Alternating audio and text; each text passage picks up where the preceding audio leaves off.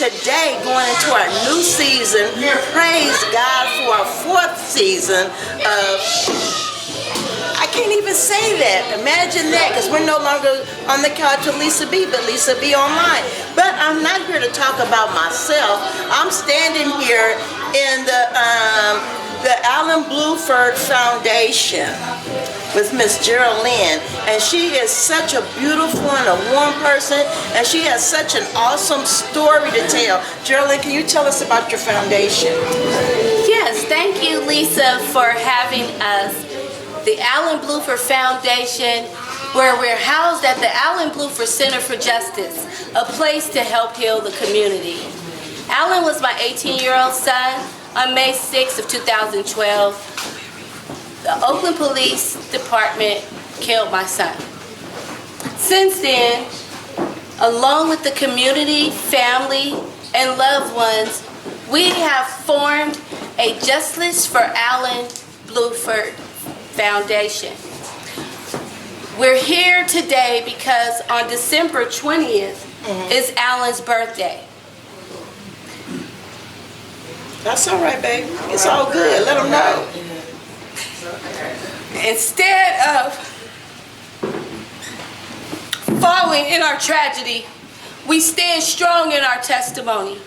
So here with the community, family, loved ones, supporters, we've come together to give back to those who have lost their loved ones. Today is December 18th.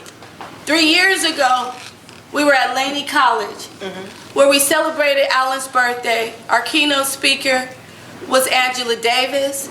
The community, union members, family members, people from all over came to fight and speak out against this unjust that we all suffer. Yes. You know, Lisa, when it first happened, I felt as though people didn't understand, and they were ostracizing me and saying, why did that happen? But I know I have to stand and take a stand. Alan can't speak anymore. I always carry him in my heart, but I speak for Alan. I am Brown-Blueford. Absolutely. And the world will hear of his story. Yes. And I am a strong believer in God. Amen. We did sue the city of Oakland. We did take a settlement. But my faith tells me that there will be justice for Alan. You see, there's no statute on murder. Right. And a lot of people think that it's said and done. But it is not said and done. And as God is my witness, I will fight until there is justice for Alan. And I truly believe that the God I serve will give me justice for Alan. Well, you know what? You already have the justice. It's just in the making. And you know, today we're having this celebration of life for Alan. So what I want you to do is tell us a little bit about Alan. Alan the person. Well, Alan was I know he was a beautiful person because you're a beautiful person. Thank you. Yeah, you can see how cute he is right here on my shirt. But Alan was a fun, loving, strong young man. Alan brought people together all the time. He was the friend that everybody wanted to have. He was the favorite from everybody. He got whatever he wanted from his dad, his sister, his brother. Everybody just was drawn to Alan. Alan would say cute things like, you know, I talked to my friends and I would say, get out of the room. And he wouldn't get out the room. He'd say, no, I want to listen. Or he'd say, Mom, I just want to hang out with you. And he is hanging out with us in our heart. Alan has made all kinds of accomplishments in his life. He was a 3.0 grade point average student. He won championships for teams that he played on. Wow. Alan was just an all-around great guy. And when he was 7 years old, his dad asked him, Alan, what do you want to be when you grow up?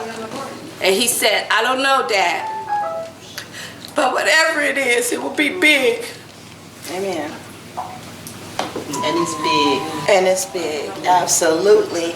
You know, there's a lot of people who have lost their children at the hands of violence, but it's even worse when you lose it at the ones that you pay their salaries. Absolutely. You understand what I'm saying? Because you look to them for protection, you look to them for guidance, you look for them to be an asset to the community and not for them to come in and destroy your life. Absolutely.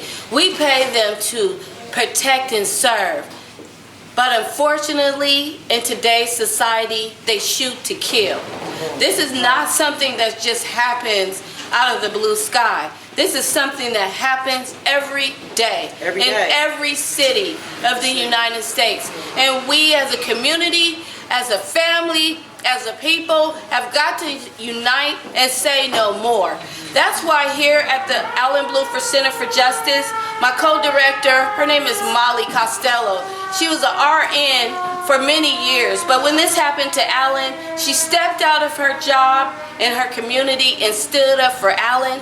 And she and I went to Washington, D.C. We met with Obama's assistant. We met with the Department of Justice. Yes. And they told us it was only so much that they could do. But we are strong women of faith.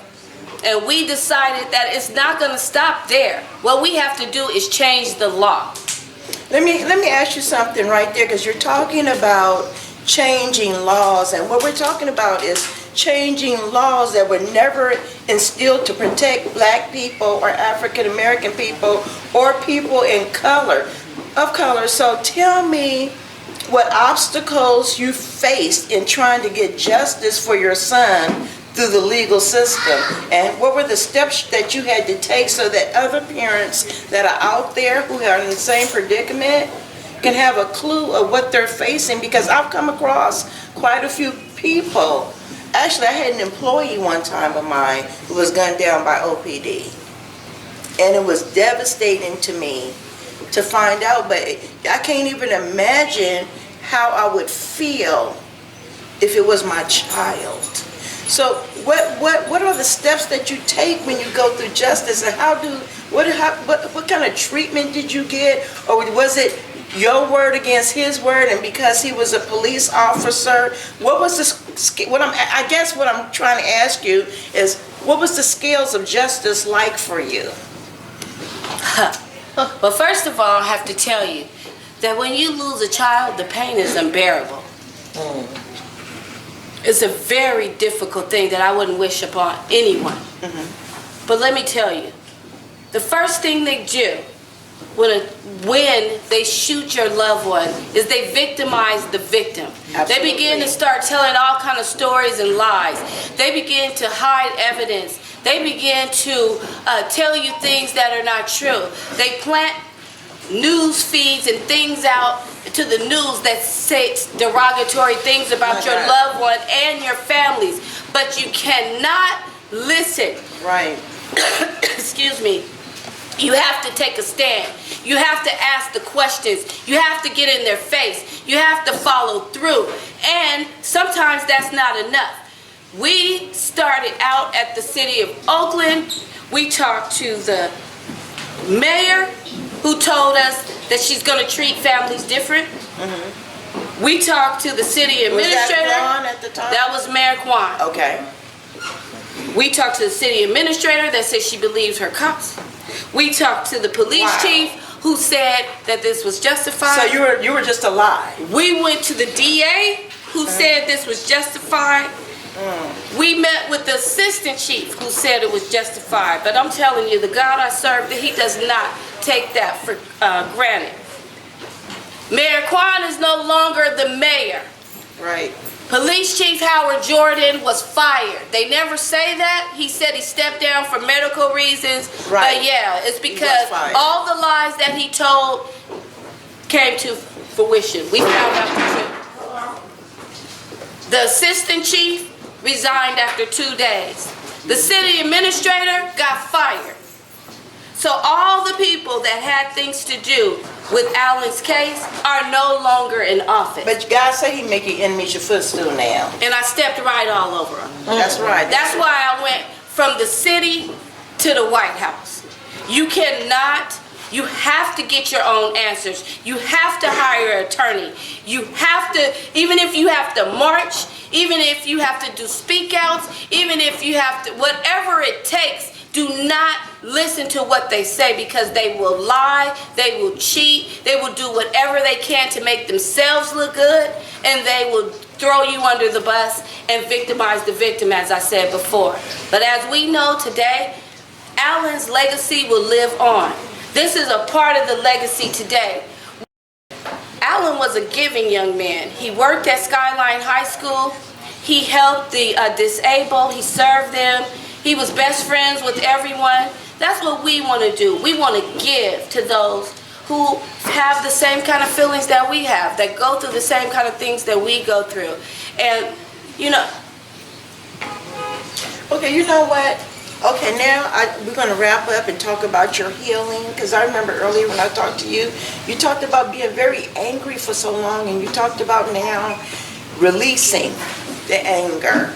And then I just want to ask you, after we talk about that, how can people get in touch with you to donate to your foundation? Because Lisa B Online has 44,000 monthly followers. Wow. So we want people to give, we want people to support you, because even though you might feel a certain way, there's people who can identify. Absolutely. I have had the opportunity to travel all over to different states, speaking about Alan's story and speaking about our fight.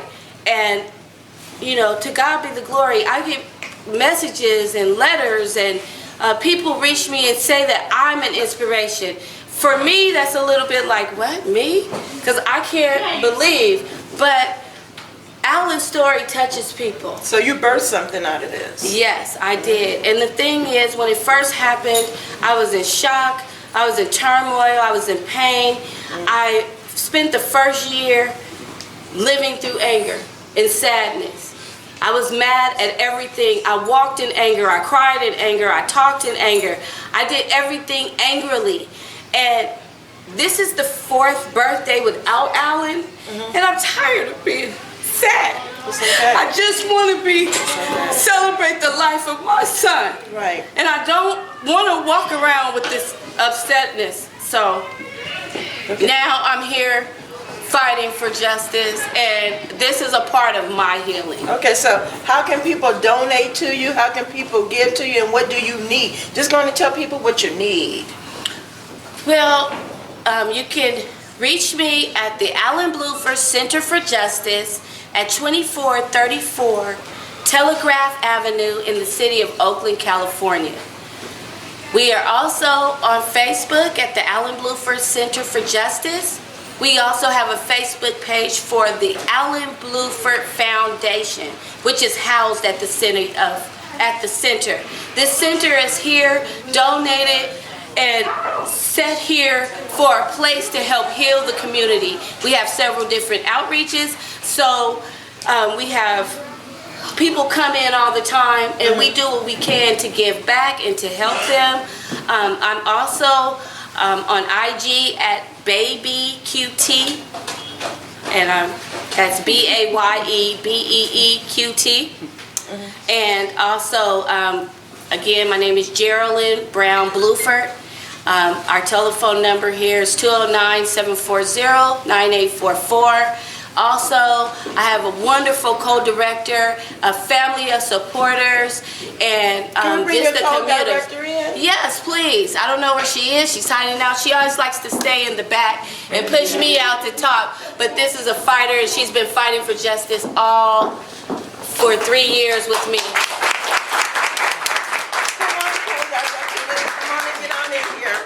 Couldn't do this without her.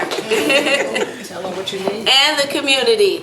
So we just need support for all of our outreaches, which is healthcare, counseling, inspirational speaking, fighting against police terror, which is a big thing. If you want to battle back, you got the right. They took the wrong boy, but you got the right sisters here. We'll go fight all the way with you. Okay. And we want to encourage all the mothers out there.